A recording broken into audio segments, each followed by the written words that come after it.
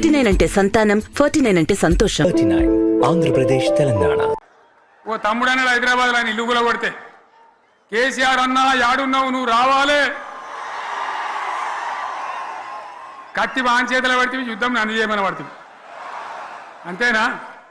ఇది కూడా విచారించాలి ప్రజలు. మీకు అర్థం కావాలని నేను చెప్తా ఉన్నా. అందుకే ఓడగొట్టుకున్న కాడనే వెతుక్కోవాలి. మీ వెంట బీఆర్ఎస్ ఉంటుంది, మీ వెంట కేసీఆర్ ఉంటాడు. 100% మళ్ళా తెలంగాణ విజయం సాధించాలి, గులాబీ జెండా ఎగిరేయాలి, అద్భుతమైన తెలంగాణను మళ్ళీ సాధించాలి. ఇక బీజేపీ కథ 11 ఏళ్ళ రాజ్యం చేయబట్టి తెలంగాణకు 11 రూపాయలు ఇచ్చిండ్రా? వాటిదే బబ్రాజమానం భజగోవిందం,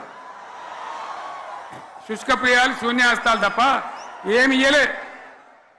157 కాలేజీలు పెడితే మెడికల్ కాలేజీలు ఒక్కటన్నా తెలంగాణకు ఇచ్చిండ్రా? ఒక్క ప్రాజెక్ట్ కన్నా జాతీయ హోదా ఇచ్చిండ్రా? ఇక కాంగ్రెస్ వాడు ఇట్లా అంటే బీజేపీ వాడు అట్లా, ఏది లేదు. ఇక ఉల్టా మనయే ఖమ్మంలో 7 మండలాలు గుంజుకున్నారు, సీలేరు ప్రాజెక్టు గుంజుకున్నారు. నరేంద్ర మోడీ మాట్లాడతాడు, ఏం మాట్లాడతాడు? తెలంగాణ వచ్చిందిరా అని తెలంగాణలో సంతోషపడితే తల్లిని చంపి బిడ్డను బతికిచ్చిండ్రు అంటాడు. ఎన్నోసార్లు అంటాడు, ఒక్కసారి కాదు. ఈ విధంగా అది కూడా మనం అనిపించేది కాదు. ఈ సందర్భంలో ఒక మాట బీజేపీ అంటే నాకు జ్ఞాపకం వచ్చింది. ఇవాళ కేంద్ర ప్రభుత్వం కగార్ అనే ఆపరేషన్ పేరు మీద ఛత్తీస్గఢ్లో యువకులను గిరిజనులను ఊచకోత కొత్తా ఉన్నారు. అది ధర్మం కాదు. వీళ్ళు ఏమవుతున్నది, నక్సలైట్లు ప్రతిపాదన పెడుతున్నారు, మేము ప్రభుత్వం దగ్గరకు వచ్చి చర్చలు చేయడానికి సిద్ధంగా ఉన్నాము అంటున్నారు. నేను కోరుతా ఉన్న కేంద్ర ప్రభుత్వాన్ని, బలమున్నది కదా అని చంపుకుంటా పోవుడు కాదు, అది ప్రజాస్వామ్యం కాదు. ఆపరేషన్ కగార్ వెంటనే ఆపేయండి.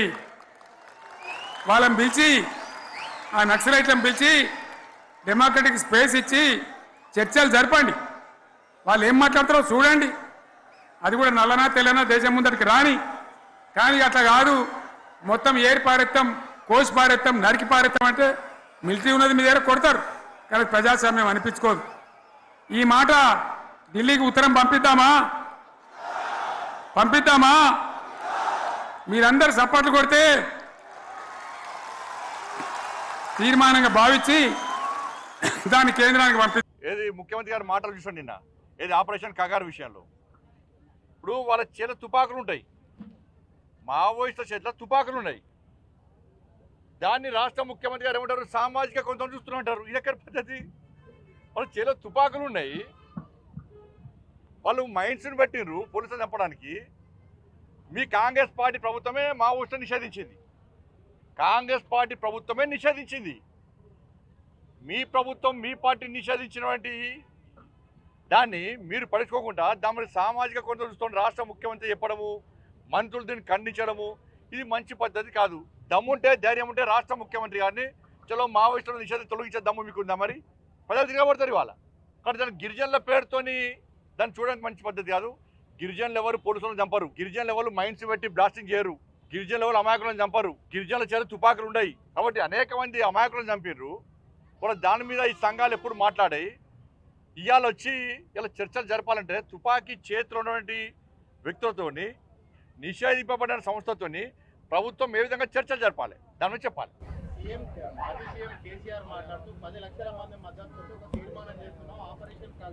10 లక్షల మంది వచ్చిన మీటింగ్ జరుగుతుంది ఛత్తీస్గఢ్ లో కర్రెగుట్టలలో ఊచకోత జరుగుతుందని చెప్పేసి కేసీఆర్ అంటున్నాడు. ఇక మళ్ళీ కనబడే రేవంత్ అంటున్నాడు. ఇప్పుడు మాకే ఉందని కాంగ్రెస్ నేతలు అంటున్నారు. ఈ నాయకుడు ఒకటే నేను స్పష్టంగా చెప్తున్నాను, ఇద్దరు నాయకులు చెప్తున్నాను, మీరు పోటీ పడి వాళ్ళకి సపోర్ట్ చేసే ప్రయత్నం చేస్తున్నారు. ఇవాళ మహాముత్తార మండల్లో ఒక ఎస్ఐని బ్లాస్టింగ్తో చంపేశారు. ఆ రోజు ఎస్ఐ భార్య సీమంతం పాపం. ఒక కానిస్టేబుల్ చంపేసారు ఆ రోజే, ఆ కానిస్టేబుల్ కొడుకు బర్త్డే. మరి ఆ రోజు ఈ కేసీఆర్ గారే వేరు, రేవంత్ రెడ్డి గారే వేరు. వాళ్ళ దూరదర్శన్ రిపోర్టరు ఆడ టెలికాస్ట్ కవరేజ్ కోసం పోతే ఆయన చంపేశారు నక్సలైట్లు. మరి ఆ రోజు కేసీఆర్ గారు ఎందుకు మాట్లాడలే, ఈ సంఘాలు ఎందుకు మాట్లాడలే, రేవంత్ రెడ్డి ఎందుకు మాట్లాడలే? అరే వరంగల్ సామా జగన్మోహన్ రెడ్డి మా కార్యకర్తలు చంపేశారు, జాతీయ జెండా ఎగరేసి చంపేశారు, అప్పుడు ఎందుకు మాట్లాడలే? వీళ్ళు మధుసూదన్ గౌడ్ చంపేశారు, అప్పుడు ఎందుకు మాట్లాడలే? రామన్న గోపన్న చంపేశారు, అప్పుడు ఎందుకు మాట్లాడలే? మీ కాంగ్రెస్ పార్టీ నాయకులను చంపేశారు చాలామంది. శ్రీపాదరావు అజాత శత్రువు శ్రీపాదరావు గారిని చంపేస్తే ఇవాళ వాళ్ళ కాంగ్రెస్ పార్టీ నాయకులను చంపేశారు.